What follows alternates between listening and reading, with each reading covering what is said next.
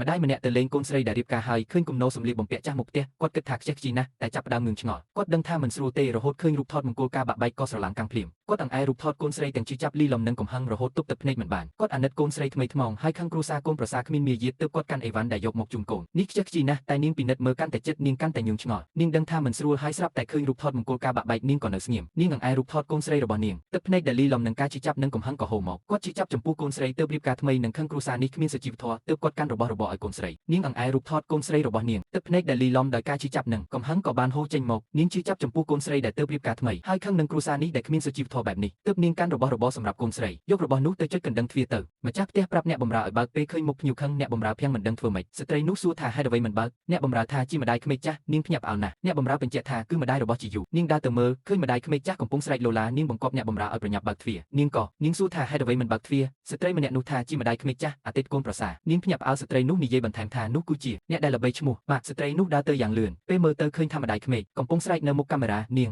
បង្គាប់ឲ្យមីងបើកទ្វារយ៉ាងលឿនហើយនាងក៏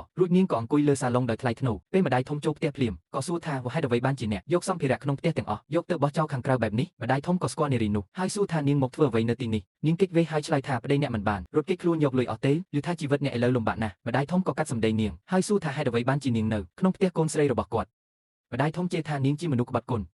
ហើយថាកូនស្រីគាត់នៅមន្ទីរពេទ្យនៅឡើយនាងដេកនៅទីធ្លាម្ដាយធំជេរថានាងជាមនុស្សក្បត់គុណហើយថាកូនស្រីគាត់នៅមន្ទីរពេទ្យនៅឡើយនាងដេកនៅទីធ្លានាងចូលមកផ្ទះដោយចំហធ្វើឲ្យមានបញ្ហានាងសួរថាហេតុអ្វីបានជានាងភ្លេចរឿងធ្លាប់រស់នៅផ្ទះខ្ញុំកាលពីក្មេងគ្រួសារខ្ញុំរាប់អានដូចបងប្អូនតែនាងមុខក្រញើហើយថាគុំរំលឹកអតីតកាលទៀត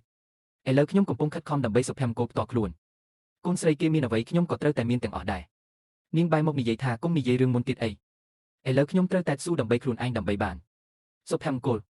អ្វីដែលកូនស្រីអ្នកមានខ្ញុំក៏ត្រូវតែមានទាំងអស់ដែរ